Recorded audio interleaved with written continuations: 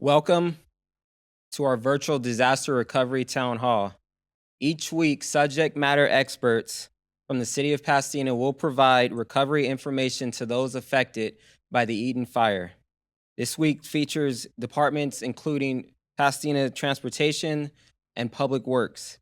If you know someone who is not able to join this meeting, you may watch the meeting recording at youtube.com/Pasadena Media CA.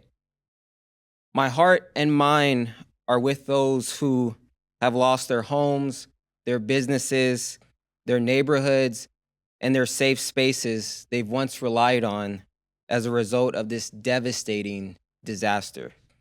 In the midst of this crisis, I've been in awe of the compassion and generosity of our community. It has been truly inspiring to witness neighbors, friends, and even strangers come together to support one another, offering shelter and resources during this difficult time. Through collaboration, we will move forward and rebuild. Now, before I introduce our guests, I want to take a point to highlight that we have a lot of events throughout the city celebrating Black History Month. So please visit the City of Pasadena webpage for more information. I encourage us all to take this time to attend these events. I believe this will help our city heal because many of those who participate in the parade, the festival, and its surrounding events were impacted by this disaster. So now let's pay it forward and join together with each other and come together as a community. Now I would like to introduce Parking Manager John Hamlin with the City of Pasadena Department of Transportation.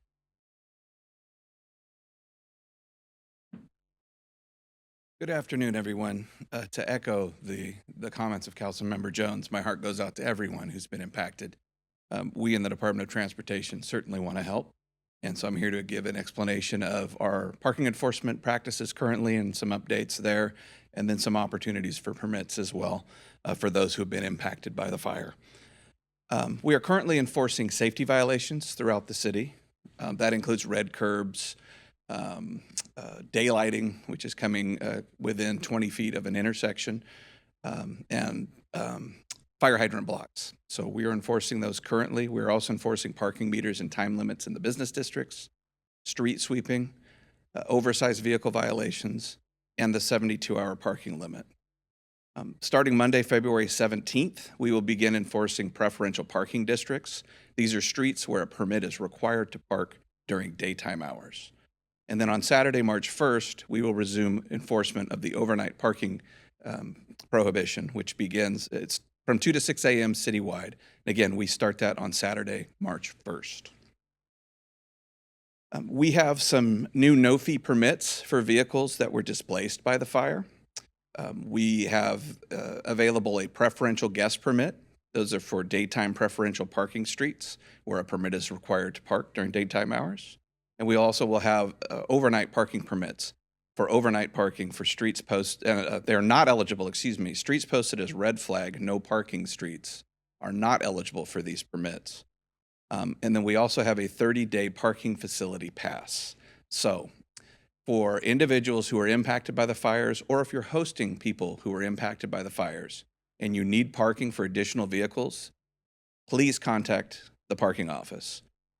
You can visit us at our website, www.cityofpasadena.net/transportation. You can email us at parking@cityofpasadena.net, or you can call us at 626-744-7665. You can also come in person during business hours, Monday through Friday, at City Hall, room N106, which is the Municipal Services Department. And now for an update on Pasadena Transit is my colleague, Sebastian Andres Hernandez.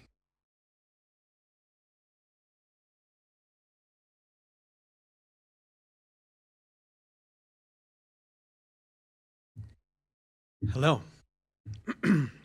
From the foothills of Altadena to the heart of Pasadena, we've all felt the impacts of the recent wildfires. Like many of you, I've been thinking about how we can better support each other during these difficult times. My name is Sebastián Andrés Hernández, a principal planner with the Department of Transportation in the Transit Division. My emphasis is coordinating with the various public transit services in Pasadena, coordination with Foothill Transit, Metro, as well as responsible for the long and short range planning of the Pasadena Transit and Pasadena Dollaride public transit systems provided by the city.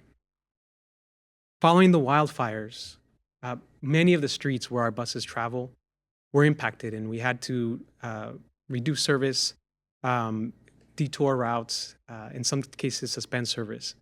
As of January 20th, all of Pasadena's Transit's bus routes have returned to regular schedule, and all the routes are traveling where they typically travel. On January 27th, both Metro, in coordination with Metro, Pasadena Transit also resumed collecting fare. Now, what I wanted to highlight here is that at the same time, Metro began providing passes to people who have been impacted by the fires. It's called the LIFE program.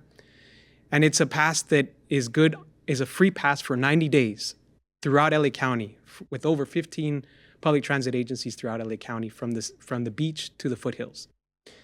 And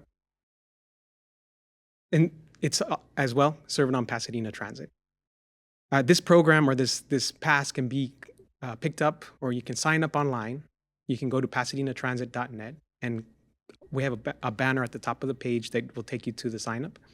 But also you can go in person and at the Altadena Resource Center at 540 West Woodbury Road in Altadena, near the corner of Woodbury and Lincoln.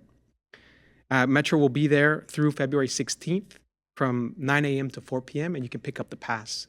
You can get there on Metro line 662 or Pasadena Transit Route 31 and 32 get off at the Lincoln and Woodbury bus stop.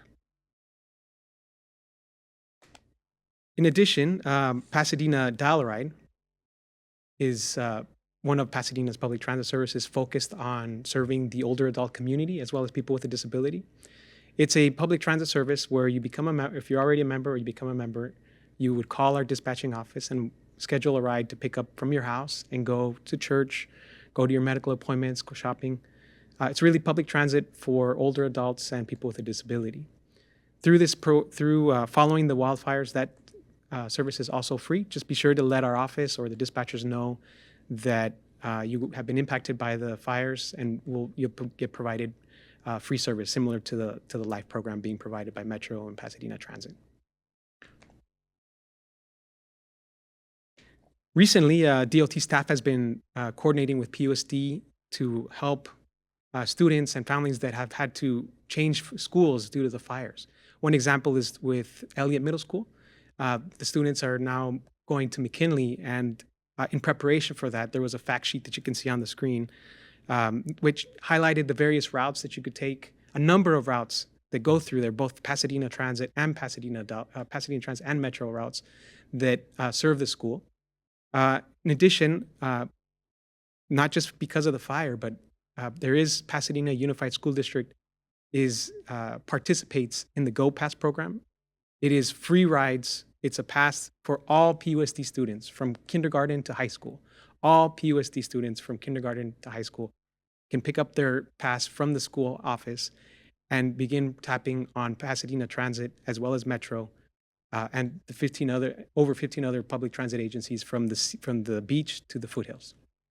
It's important to highlight that because not only do we have Pasadena Transit in the city, but Pasadena has a ecosystem of public transit, right? There's Metro, the Metro rail, the A line, which was formerly known as the Gold Line. There's a lot of connections between the two, and it's important for us, not only for the PUSD program, but also for the LIFE program, that some people have been displaced and located not just in Pasadena area, but throughout LA County. It was important for these passes to be able to work throughout LA County, wherever people have to find a place.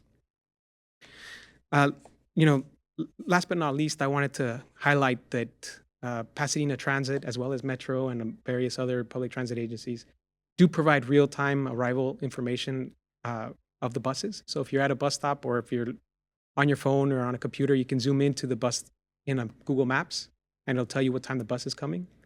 As well as on Pasadena Transit, we have various apps that that you have available and download. And when you're on your phone, you can see when the bus is coming, see where it is. And if you don't have a phone that works with the internet, you can also, at 25% of our bus stops in Pasadena, we have solar powered devices that show you what time the bus is coming in real time, connected to the buses. Thank you for being part of this important conversation. I hope this program and this presentation has shed light on the efforts being made and the which to move forward. For information on free rides, real-time information, as well as resources for free public transportation, please visit our website at pasadenatransit.net. You can call our office for Pasadena Transit at 626-744-4055. That's for Pasadena Transit. And for Pasadena Telluride, it's 626-744-4094.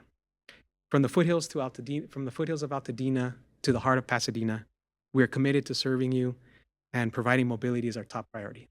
Thank you very much. Now I'll introduce the Director of Transportation, the Director of Public Works, Greg DeVinch. Thanks.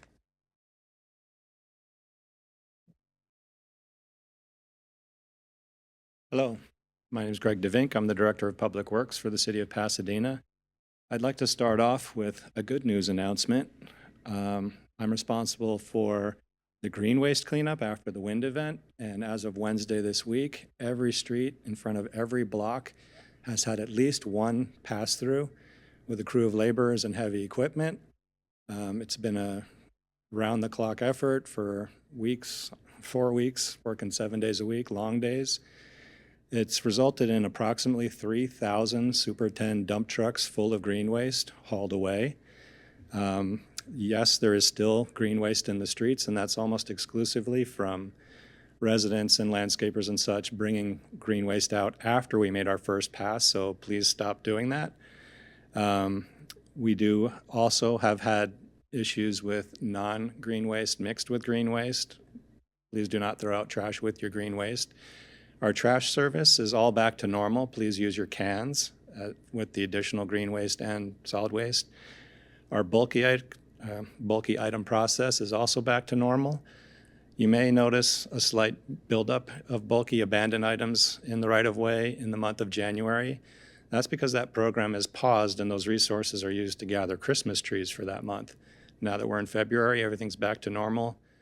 Please phone in bulky items if you want them removed, or if you want to report some that have been abandoned. That program is back up and running fine again. So we will be making another pass. We've released most of our heavy-duty equipment, but we do still have a lot of staff and some contract labor to go around the city again. But the major piles are done. The whole city had a once-over in 4 weeks. It went very well. The process was very efficient, and I'm very pleased to announce where we are right now. Let me see. We did open up Hahamunga as a public green waste drop-off. That is now closed. Don't bring green waste to Hahamunga anymore. And also of note, we do not accept any fire damage debris. Do not throw out anything that's been affected by the fire. Our landfills that we use will not accept it. So thank you. I'll now go through a couple slides. So we did contract 56 pieces of heavy equipment and a tub grinder. The tub grinder is an enormous machine that you can drop in large sections of large diameter trees, and it pulverizes them for easy disposal. Cleanup was challenging in many areas because we did allow on-street parking to assist the residents in need from all the fire and wind damage, but it did make cleanup slower. We did have 50 contracted laborers, about 50 of our own staff, and hundreds of volunteers involved in this effort to bring the material out, get it into the trucks. So again, we will be making another round for the entire city, but please stop putting waste out in the street. And I'll move on to the next issue for Public Works, which is the concerns of debris flow from the fire-burned hillsides and rain. The city has placed 2,000 feet of K-rail along New York Drive, adjacent to a burned hillside. And LA County has also placed K-rail in North Hastings Ranch of areas of concern. All the fire hillside slopes have been analyzed. They did come up with maps where they are concerned of potential debris flow, and that's how we are addressing these flows. In addition to what we placed out, Pasadena has 90 more pieces of K-rail available for deployment. We do have a contract in place with a contractor that can move them for us last minute as needed. And LA County's effort, they're using the Santa Anita racetrack as a staging ground for the whole fire event. They have 10,000 feet of K-rail and 380,000 feet of compost socks and straw wattles. Also, they have 25,000 gravel sandbags all ready for deployment if needed. We did have a very successful free sandbag giveaway at a couple parks. That was also available at the Altadena Golf Course. But in all, we've given away over 20,000 sandbags for the public to pick up and place in their yards. And the Public Works, Fire Department, and many other city department staff are continuously monitoring the weather, and we're always ready to respond quickly. Thank you, and I'll introduce Lisa Derdarian, the city's Public Works officer. Good afternoon. I'm Lisa Derdarian, your Public Information Officer for Pasadena. You got a lot of great information today, and I just want to give a little clarification because there's been a lot of media around the shelter that is at the Pasadena Convention Center. That shelter is open the evening of the fires within just hours. So I just want to give a little rumor control. The intent was it's an emergency evacuation, not long-term. We have worked with the Red Cross, with the County of Los Angeles, and with the Convention Center to extend the shelter for approximately 1 week.